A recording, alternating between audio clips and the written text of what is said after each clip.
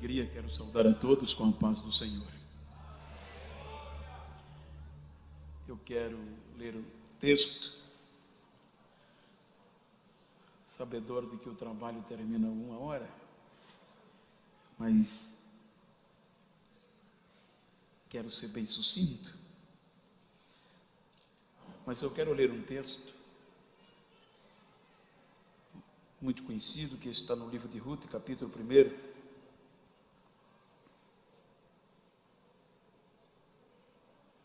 Versículo 22, a parte A.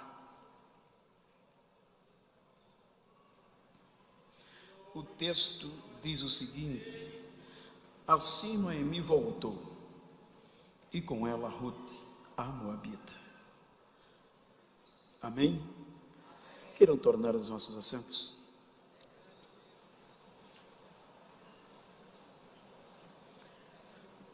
Queridos, quero agradecer carinhosamente ao pastor Oídes, presidente desta honrada e coesa igreja, e em nome dele agradeço a todo o corpo administrativo, ministerial e obviamente a toda a igreja. Quero agradecer ao pastor Henrique, pastor Samuel, pelo convite e, obviamente, também ao pastor Carlos Maia, meu amigo, presbítero Ricardo, que nós temos uma amizade há dias e há anos. Eu gostaria de citar o nome de todos, mas vou ser bem sucinto, os irmãos me compreendam até um pouco da rapidez, como também quero agradecer a Deus por rever pastor Leandro, pastor Leonardo, o Gercinho, o Adelino, que eu tenho esta consideração como filho, a Eliana com o pastor Leandro, e em nome deles a todos os demais amigos, registrando a minha gratidão ao pastor Marcos Antônio, pelo carinho da receptividade, que Deus recompense-os. Queridos, em rápidas palavras, eu gostaria de ser sucinto e falar-lhes sobre resgate improvável. Digam comigo, resgate improvável. Quando nós observamos o texto e todo o seu contexto histórico, biográfico, os irmãos hão de convir que o próprio contexto escrito e os anais da história nos mostra que a improbabilidade, a impossibilidade de nós podermos ler este texto na visão humana seria impossível. Tendo em vista por alguns motivos particulares. O primeiro motivo, os irmãos hão de convir que o capítulo 1, ou próprio a ênfase do livro, diz que todos os acontecimentos nele escrito foi justamente em um dos períodos mais caóticos da história de Israel, no período em que os juízes julgavam Israel. Então, a primeira impossibilidade que até hoje conturba alguns eruditos é como este livro, composto de 4 capítulos e cerca de 85 versículos, ele foi escrito independente, tornou-se uma obra independente do livro dos Juízes. Então, dentro deste contexto, seria impossível, tendo em vista que os acontecimentos eram para trás escrito e inserido no próprio contexto do livro dos Juízes. Em segundo lugar, é o protagonismo deste livro, dessa história, que quem protagoniza a história é Ruth, a Moabita. Se nós lermos o capítulo 23 de Deuteronômio, os irmãos hão de perceber e hão de ver que todos os moabitas eram excluídos de entrarem na Assembleia do Senhor. Então, tanto pela ótica humana como pela ótica da lei, seria impossível nós estarmos lendo esta história independente dos acontecimentos e dos escritos dos juízes. E quando nós observamos todo este contexto, a Bíblia diz que justamente neste período que os juízes julgavam Israel, desencadeou uma fome sem precedente na história de Israel, por conta da decepção espiritual que o povo se conduziu diante de Deus. Então nós percebemos que esta fome fez com que uma família judia, hebreia, da região de Belém, da cidade de Belém, fosse afetada por esta crise, mas ainda não tinha se esvaído as esperanças, mas mesmo assim partiu Elimeleque e Noemi para as terras de Moabe. Então agora, por conta da crise, esta família rompe as fronteiras de Israel e vai habitar em Moabe. Moabe sendo uma terra excluída. Moabe, pelo próprio Deus, estava distante das realizações das promessas. Então a Bíblia diz que habitando-os em Moabe por um período de tempo, a morte vem e leva Elimeleque, o pai da família. Então é quando a Bíblia diz que isso trouxe um dano familiar, pois eles estavam além das fronteiras de Israel, em uma terra excluída. A notícia era que Israel ainda estava em crise. E eles migraram tentando prosperar em Moabe. E quando tudo parecia bem, a morte vem e tira o esteio da casa. O marido, o provedor, é tirado de uma forma inesperada.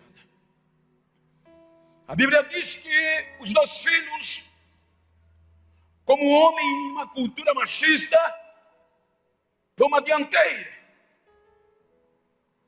Mas ao cabo de 10 anos, que se casaram com duas mulheres excluídas de entrar nas Assembleias do Senhor, eles se casam-se. Mas ao cabo de 10 anos, inexplicavelmente, a história nos dá subsídio, mas inexplicadamente eles morrem. Então a Bíblia diz que ficou desamparada Noemi de filhos e de marido. Agora longe de Belém, além das fronteiras, dentro de uma terra excluída pelo próprio Deus, está uma crente desamparada. A palavra desamparada é sem amigos, sem amparo, sem socorro, sem perspectiva de sobrevivência. O próprio texto traz a tônica desamparada. Agora, o que tinha para ladear e trazer esperança? Duas moças excluídas. Olha a cena, uma crente desamparada, ladeada por duas moças excluídas. Quem investiria em um projeto desse? Quem investiria em um resgate desse, gente?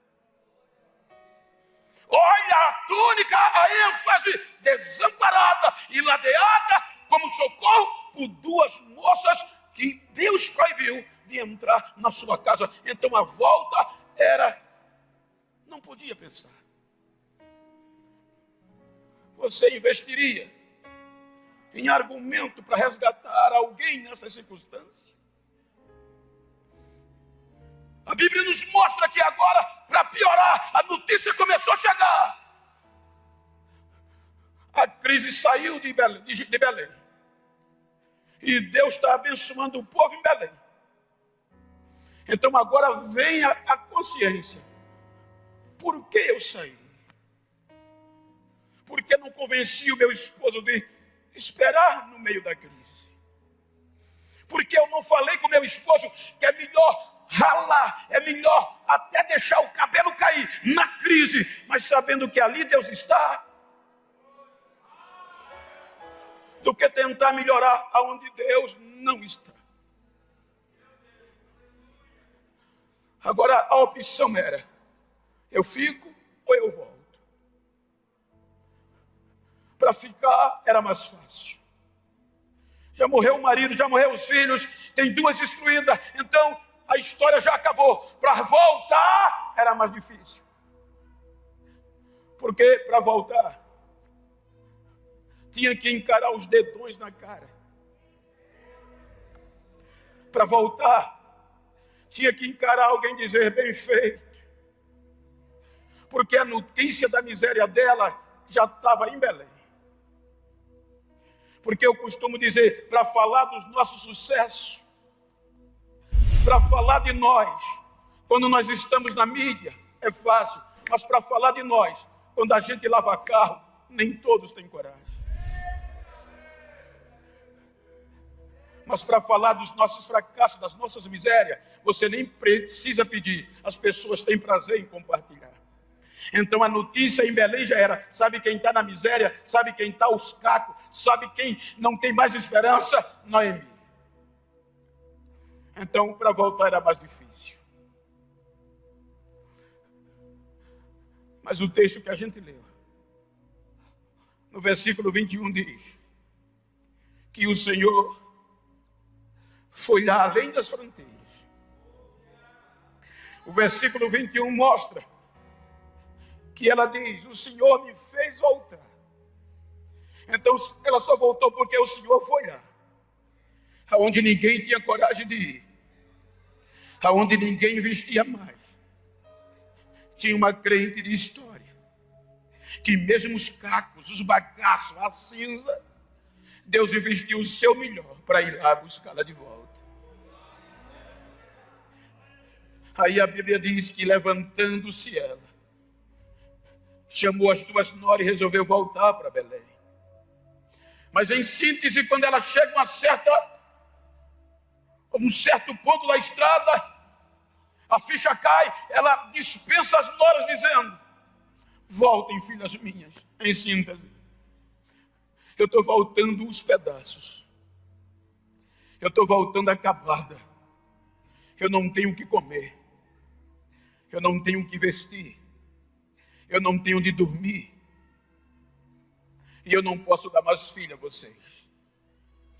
Para vocês casarem, eu estou velha. A comoção fez com que as 3 se abraçassem e chorassem. A Bíblia diz que o choro foi em voz alta, em gritos. E no meio do choro, uma das noras, chamada Ofra, resolve voltar para os seus pais. Mas a Bíblia diz que a outra não voltou. A outra tomou uma decisão, gente. Sabendo que era excluída, baixou a cabeça e não quis voltar. A Bíblia diz que Noemi insistia para ela voltar. Ela dizia: não insista para eu voltar. Mas filha, eu não tenho nada para te dar, nem comer, nem dormir, eu sei aonde eu vou, não importa. Aonde você for, eu vou. Aonde você passar a noite, eu vou passar. O teu povo vai ser o meu povo, e o teu Deus vai ser o meu Deus. E outra coisa que não seja morte vai me separar de ti. Para acompanhar alguém de sucesso, mas é fácil. Mas para acompanhar alguém nas cinzas, só Deus. Só Deus. Nada vem por acaso, gente. Tudo é uma decisão. Eu volto. Veja que a mulher na miséria não prometeu nada. Eu aprendi aqui que foi Deus que interveio. Por quê? Porque ela é excluída. Mas para preservar uma crente, Deus intervém na história. Para a crente não ficar só. Eu aprendi aqui que quando o inferno pensa que só deixou uma porta e é a da desistência, que quando o inferno pensa que já levou tudo, que já acabou com a nossa história, ele não vê e não entende que Deus sempre deixa alguma coisa funcionando para não perder o crente. Então olha para esse crente que está por teu lado e diga: você não está só. No meio da crise não desista, porque Deus sempre deixa alguma coisa funcionando para você não desistir. Elas voltam.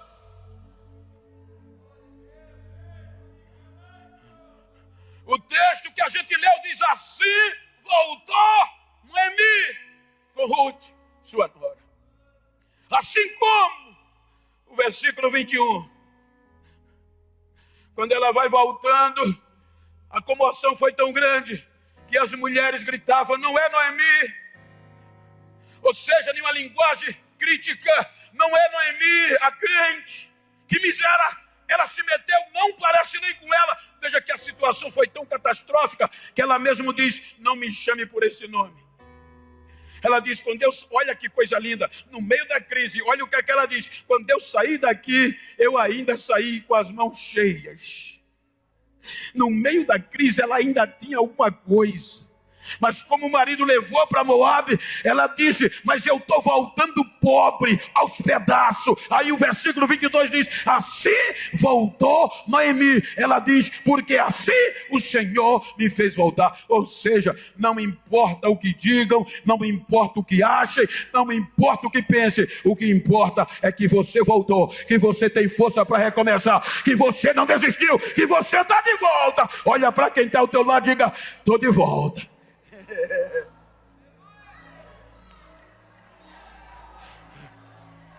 Alguém não vai gostar. Diga para ela: alguém não vai gostar. Alguém vai fazer biquinho, mas eu estou de volta.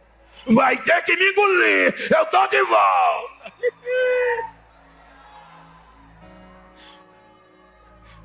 O capítulo 2 começa em uma miséria. Se Deus a fez voltar, o capítulo 2 era para ser extraordinário.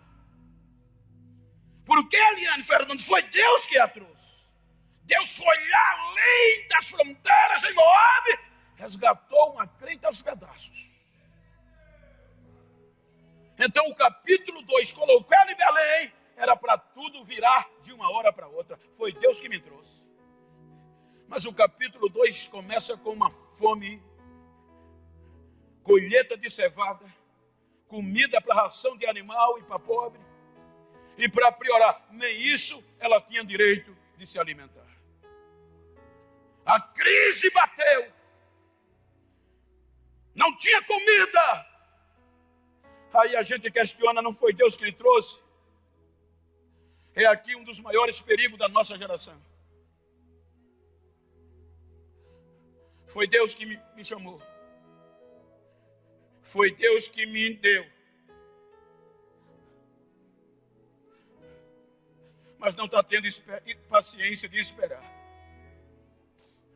Eu hoje recebi a ligação de um irmão, amigo meu. Como eu cheguei atrasado porque o avião de Maceió para Congonhas não pousou por conta da chuva.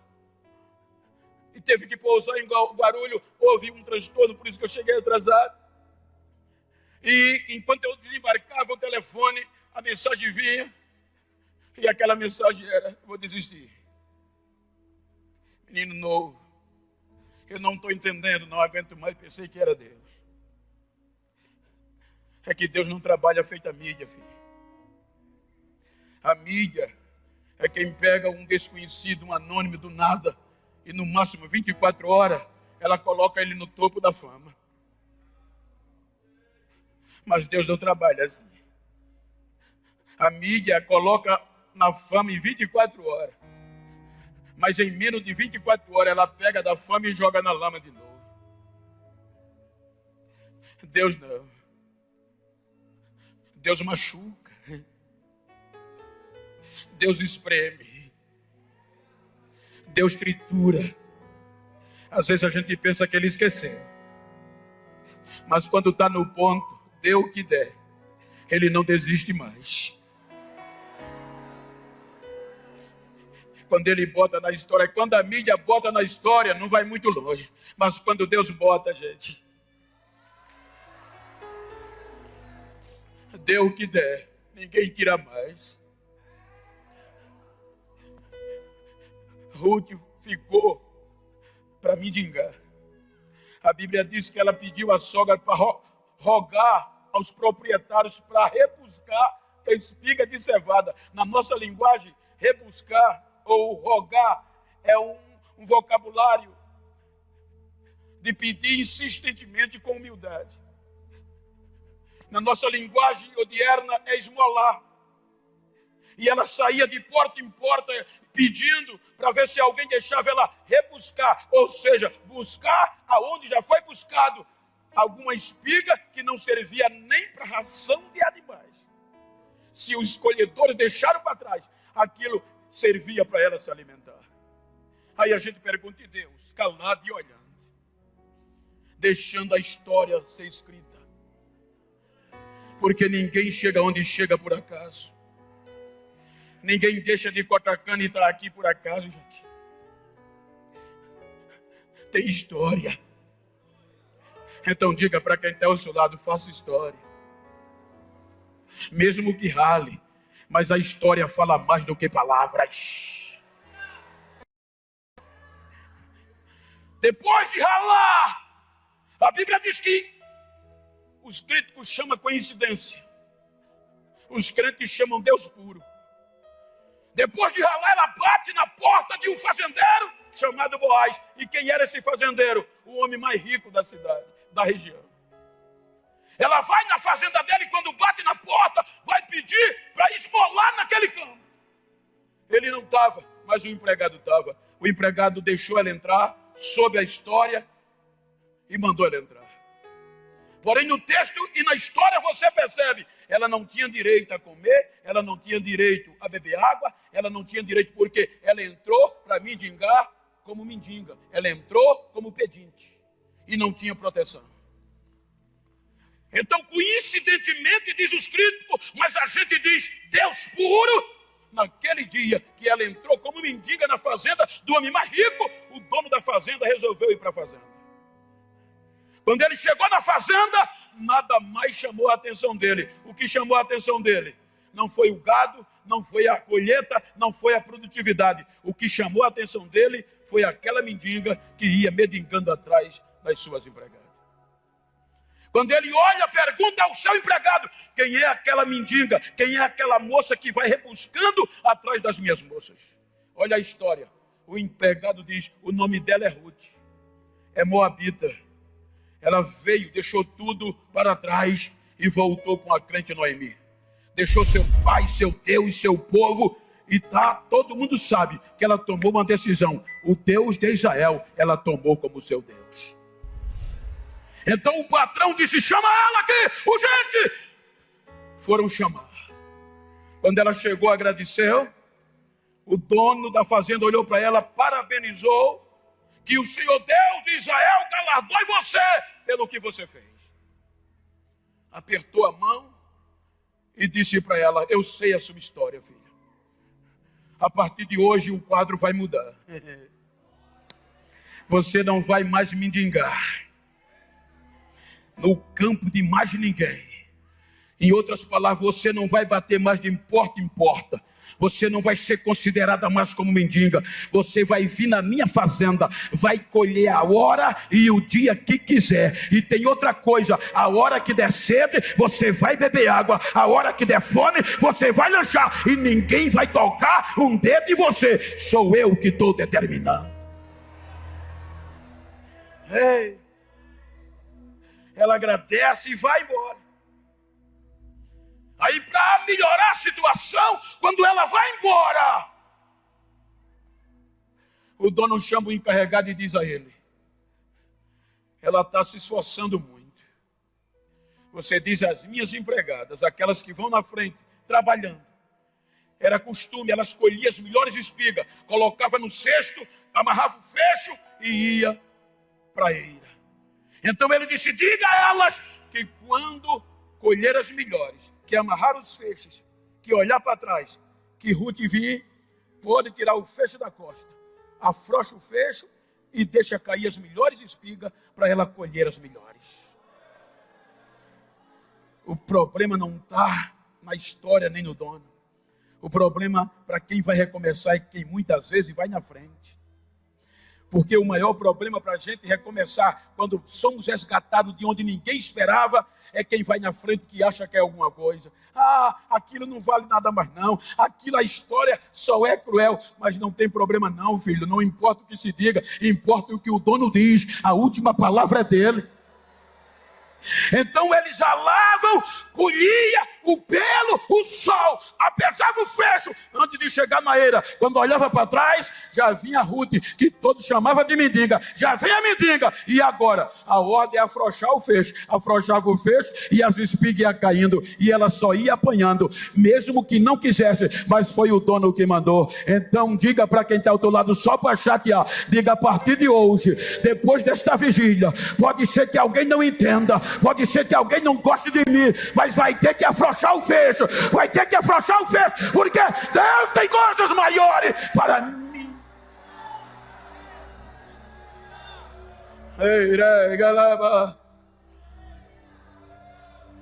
Depois que o fecho afrouxou, em síntese, o texto vai dizer, a Bíblia diz, que naquele dia ela chegou com quase 22 litros de cevada em casa. A sogra se assusta e entende que era uma ação de Deus. Então vem o processo. E agora a sogra diz: a hora chegou. A prova foi embora. Agora você vai se lavar, vai botar um vestido e vai descer a eira e vai se humilhar. Porque este homem é o remidor. Ela fez tudo isso, só que ele não era o remidor. Tinha outro que tinha o direito de remir. Tinha outro que tinha o direito de resgatar e assumir. Mas quem investiria em um resgate daquele? Boaz disse a Noemi, a Ruth: eu não sou o remidor, tem outro na minha frente. Vá para casa, minha filha. Ela vai. Quando chega em casa, Noemi, a crente de oração, disse: não importa. O que é que ele disse? Ele disse que não é ele. Mandou eu descansar. Aí Noemi disse: pode dormir, filha, porque de hoje não passa. Esse homem não dorme enquanto não resolver isso hoje. É Deus que está revelando, gente. Então olha para quem está ao teu lado, carinhosamente diga: alguém vai perder o sono por causa de você. Ele saiu da fazenda e não foi nem para casa, foi direto para a porta da cidade. Pegou 10 testemunhas e esperou o outro passar. Quando o outro veio, veja que ele vai gritando: vem aqui! O rapaz vem. Então Boaz diz: não é você que tem direito de redimir a Noemi? Sou. Você vai assumir, resgatar as terras do falecido? Vou. Aí Boaz disse: se você resgatar as terras, você vai ter que assumir Noemi e a estrangeira que veio com ela. Quem investiria naquilo? Aí o homem disse: não dá para mim não. Aí eu voltei para juízo. Aí o homem mais rico da cidade disse: se tu não quer, passa para mim. Mas você vai ter coragem de investir? Vou. Naquilo vou. A Bíblia diz no capítulo 4 que era costume em Israel, quando o primeiro que tinha direito não queria acreditar e não redimir, ele tinha que tirar o sapato e dar a quem queria e voltava para casa descalço. Aí a Bíblia diz que aquele primeiro sentou, tirou o sapato e deu a Boaz e voltou para casa descalço. Dá para entender? Dá um riso para quem está ao teu lado, diga: ainda hoje eu estou com dó de quem não quis investir em você. Vai ter que voltar para casa sem sapato, para saber que ainda tem quem invista em você, para saber que ainda tem quem acredite em você.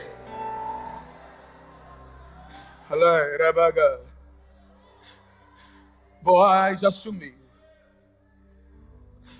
o homem mais rico da região. Não demorou muito, a Bíblia diz que quem era instruída e começou como mendiga, agora se casa com o homem mais rico da cidade e se torna a fazendeira mais importante da região. Agora Ruth era quem dava ordem na fazenda. E para melhorar, aquelas mesmas mulheres do capítulo 1, que quando Noemi voltou os cacos, começaram a gritar: quem é Noemi? Não acredito, que situação! Capítulo 4, você vai ver elas gritando. Quando encarava Noemi, a partir daqui, tinha que dizer: bendito é o Deus de Noemi, que não a deixou desamparada. Quando olhava para Noemi, dizia: bendito é o Deus de Noemi, que não a desamparou. Lhe deu uma nora que é melhor do que 7 filhos, e lhe deu um neto que vai cuidar da sua velhice. Ou seja, quem olhava para ela, tinha que dar glória a Deus, tinha que dar glória a Deus. E a instruída, não vou citar, mas vou só dar um exemplo. Me permita mais uns 5 minutos. A instruída, o que é que Deus faz? Deus mexeu em 42 gerações para botar o nome dela na história. No Antigo Testamento era impossível. Quando você vai ler o Novo Testamento, você gostando ou não, querendo ou não, vai ter que encarar. O Novo Testamento começa: geração, o maior projeto, a maior revelação de Deus à humanidade. Olha quem está no projeto: geração de Jesus Cristo, filho de Davi, filho de Abraão. Aí Mateus diz: Abraão gerou Isaac, Isaac a Jacó, Jacó gerou a Judá, Judá gerou a Perez, Perez a Esrom, Esrom a Naasson, Naasson a Salmão, Salmão gerou Boaz, Boaz casa com Ruth. E está lá.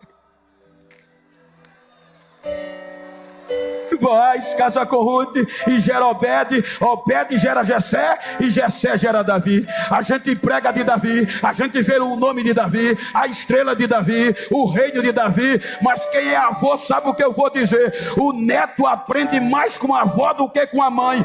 Então Davi sentava na coxa de Ruth e dizia: vovó, a senhora tem história, vovó, ora por mim. E Ruth dizia: Deus te abençoe, você vai ser grande, você vai ser rei.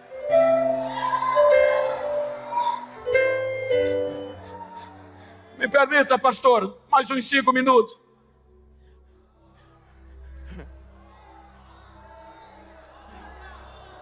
Você já ouviu? Olha eu aqui. Quem tinha coragem de investir em mim? Cortador de cana ruim. E diziam: esse nego não vale o que come. Mas Deus ainda resgata quem ninguém acredita.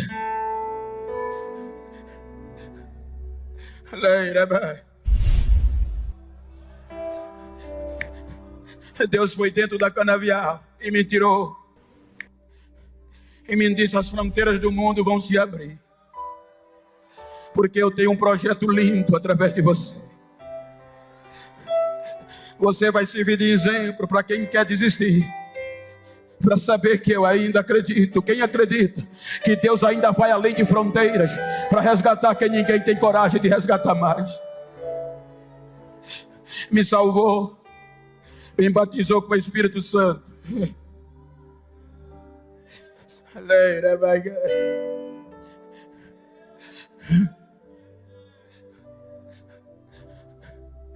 Quando ninguém acreditava,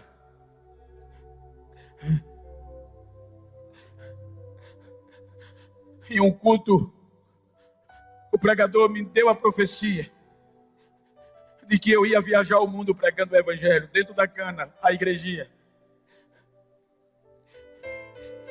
Depois de 3 dias daquele culto, um grupo de obreiros foi tentar, pela experiência e pela amizade, dizendo: Genival, é impossível, é improvável. Esquece aquele culto. Nunca vai acontecer. Mas por quê? Tu é pobre, tu é analfabeto, e para piorar você é preto. Te conforma E como eles eram obreiros, eu quis acreditar. E eu decidi, nunca mais eu entro numa igreja. No outro dia eu fui orar de manhã, meia hora para me despedir. E quando terminou a meia hora, eu fui me levantar e não consegui mais. O Espírito Santo dizendo a mim: fui eu que te achei. Foi eu que investi. Fui eu que resgatei. O homem pode não acreditar, mas eu acredito, eu não desisto de você. Eu passei quase 7 horas depois orando, chorando, gritando. Quando eu saí dali, o Espírito Santo disse: eu vou te mostrar quem sou eu. Quando eu cheguei perto de casa, a notícia veio que a minha filha tinha passado mal, estava no posto de saúde. Eu voltei para o posto de saúde, o médico disse: eu fiz o que pude, mas ela já morreu. Eu peguei a criança no colo, fui voltando para casa. E as pessoas zoando de mim: cadê o teu Deus? E o Espírito Santo dizendo: vá para casa não, volte para a igreja.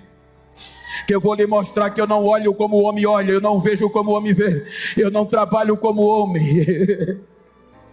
A proposta está de pé.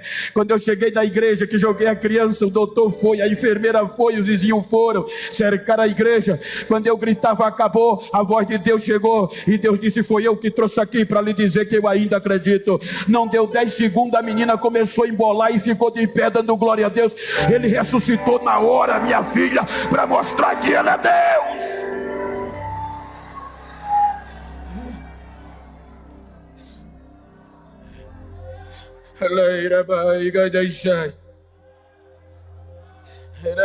Era 1994. Eu pensava que em 95 ia acontecer. Com 2 anos depois, aqueles mesmos amigos que me disseram para desistir começaram a zoar, dizer: cadê? Qual foi o país que você foi? Em 97 foi a primeira vez que eu recebi o nome pregador internacional. Porque eles olhavam para mim zoando e diziam: ô internacional, qual foi o país que você foi? Eu ainda dentro da cana. 15 anos depois. 15 anos. O telefone toca. Era o secretário-geral da minha convenção.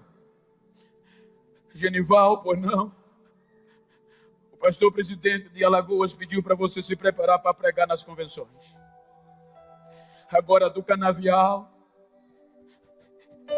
para o maior trabalho das Assembleias de Deus em Alagoas.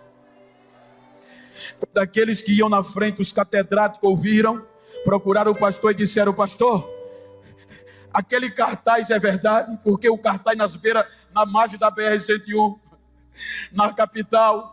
Olha a foto, cerca de 10 fotos dos ministrantes. Só top, pastor presidente do Brasil, o pastor presidente geral, só os presidentes de convenção. E no meio daqueles rostos famosos, tinha uma carinha preta. Diz quem era.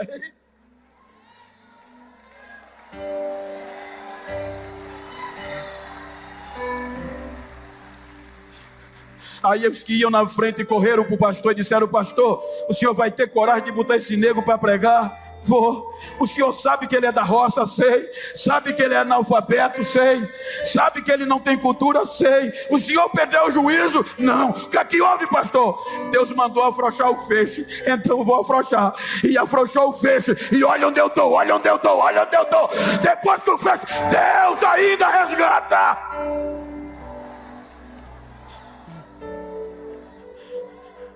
2010 para 2011, eu ainda dentro do canavial, o telefone toca, eu no centro com a cara de besta, alô, aí do outro lado, hello,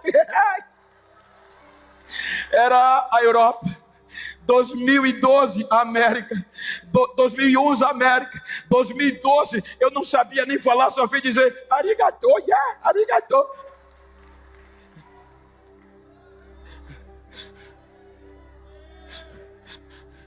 Eu cheguei ontem de uma viagem internacional. Só fiz trocar a mala e me preparar para vir para cá. E os meus ombros vieram molhados de lágrimas porque não queriam me deixar vir. Hoje eu viajo o mundo todo pregando o Evangelho. Hoje eu prego nos maiores trabalhos do Brasil e nas convenções gerais. Sou merecedor? Não, é porque Deus ainda resgata os improváveis. Só Deus faz isso. Em um púlpito tão desejado, colocar um lavador de carro e um cortador de cana preto junto.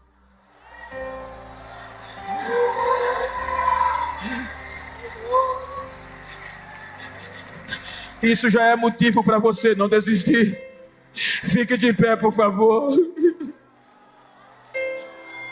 Me perdoe os 10 minutos que eu passei.